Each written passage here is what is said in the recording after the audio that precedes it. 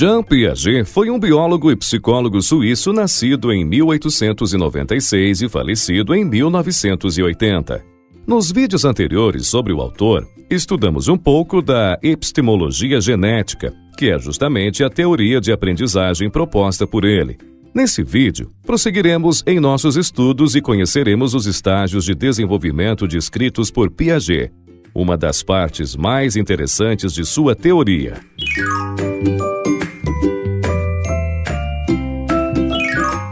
Piaget afirma que todas as pessoas passam por 4 estágios de desenvolvimento cognitivo. Estágio sensório-motor, que vai do nascimento aos 2 anos de idade. Estágio pré-operacional, que se estende dos 2 anos até os 6 ou 7. Estágio operatório concreto, dos 6 ou 7 anos até os 11 ou 12. Estágio lógico formal, dos 12 anos em diante. Em cada um desses estágios, o pensamento se organiza de uma maneira específica. Segundo Piaget, não é possível pular estágios nem retroceder. Todas as pessoas passam por todos os estágios na mesma sequência.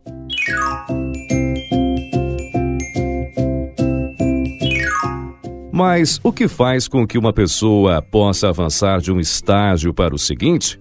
O desenvolvimento neurológico, ou seja, o amadurecimento do sistema nervoso, particularmente do cérebro. Quer dizer, quando o cérebro amadurece suficientemente para suportar novas formas de raciocínio, o indivíduo avança de um estágio para o seguinte.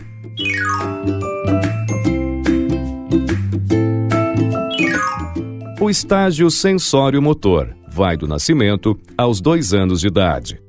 No primeiro mês de vida, os comportamentos do bebê não passam de reflexos. Esses reflexos são respostas biológicas automáticas a estímulos externos e têm a função de garantir sua sobrevivência, como o reflexo de sugar o seio da mãe. A partir do 2º mês, o bebê já começa a exibir comportamentos voluntários que ele passa a repetir inúmeras vezes. Inicialmente, o foco desses comportamentos é o próprio corpo do bebê, como o ato de colocar certos dedos dentro da boca. Mas depois de algum tempo, o bebê passa a direcionar seus comportamentos aos objetos que o cercam. Ao final do 1º ano de vida, o bebê já percebeu que certos comportamentos resultam em certas consequências. Então, gradualmente, ele adquire conhecimentos sobre a relação de causa e efeito no mundo que o cerca. A partir desse ponto, o bebê começa a exibir comportamentos direcionados a determinados objetivos, ou seja, ele passa a se comportar de forma a provocar resultados desejados. Por essa época, o bebê também se dá conta da permanência dos objetos, quer dizer, ele percebe que os objetos físicos continuam existindo mesmo quando estão fora de sua vista.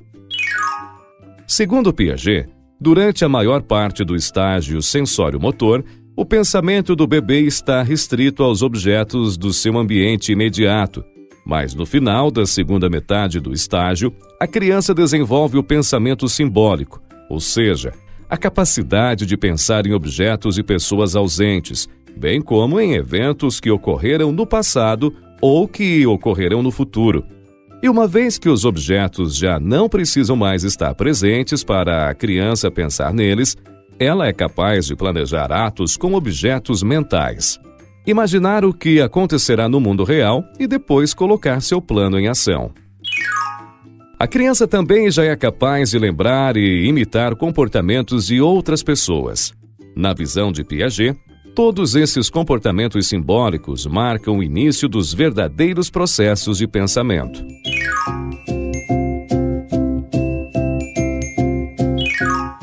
O estágio pré-operacional vai dos 2 aos 6 ou 7 anos. Aqui, a habilidade de representar objetos e eventos mentalmente dá à criança uma visão mais ampla do mundo do que aquela que tinha no estágio anterior. E um recurso-chave para essa capacidade simbólica é a linguagem que praticamente explode durante o início do estágio pré-operacional. A linguagem oferece palavras que são usadas como símbolos para a criança pensar em objetos e eventos ausentes. além de permitir que ela comunique seus pensamentos e receba informações de maneira que não era possível no estágio anterior. Contudo, o modo de pensar pré-operacional também tem lá suas limitações. As crianças pequenas tendem a confundir fenômenos psicológicos, como sentimentos e emoções, com a realidade física. Por exemplo, ao atribuir sentimentos a objetos inanimados como uma bola, ou achar que existem monstros escondidos em lugares escuros como embaixo da cama. A criança também exibe o egocentrismo, que é a incapacidade de ver situações pelo ponto de vista de outras pessoas. Então, ela pode fazer comentários desagradáveis abertamente sem se dar conta de que outros podem se sentir ofendidos, ou contar uma história de forma totalmente fragmentada, sem perceber que está omitindo detalhes importantes para que a história possa fazer sentido para aquele que a escuta. Por isso, Piaget considerava que a interação social era tão importante para o desenvolvimento cognitivo. Só a interação social repetida permite à criança perceber que o seu ponto de vista não é o único que existe e que nem todas as pessoas compartilham de suas opiniões. A criança tem dificuldades também em perceber a conservação de volumes. Por exemplo, se 2 jarras contendo 1 litro de líquido forem esvaziadas em 2 recipientes de formatos diferentes, a criança considera que o recipiente mais alto também terá um volume maior de líquido, mesmo tendo visto que as 2 jarras continham exatamente o mesmo volume.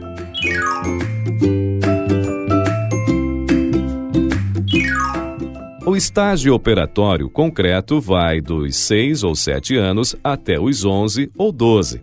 Aqui o pensamento da criança começa a apresentar a forma de operações lógicas. Então ela consegue pensar em objetos e eventos levando em conta diferentes características e perspectivas. A criança já percebe que seu ponto de vista não é compartilhado por todos e que está sujeita ao erro. Então procura a validação externa, quer dizer, se interessa em saber o que os outros pensam sobre suas ideias. A aparência das coisas ainda é importante, mas não é o único ou principal aspecto a ser considerado. Por exemplo, a criança já percebe que o formato de um recipiente não altera o volume do líquido que existe dentro dele. Também percebe que 2 bolas de massa continuam com o mesmo peso, mesmo que uma delas passe a ter um formato diferente.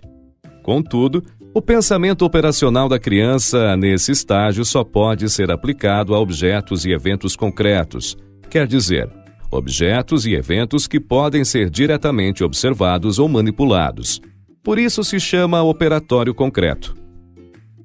Conceitos abstratos e hipóteses, portanto, são coisas difíceis para a criança lidar nesse estágio, principalmente se tais conceitos e hipóteses contrariarem a realidade conhecida pela criança.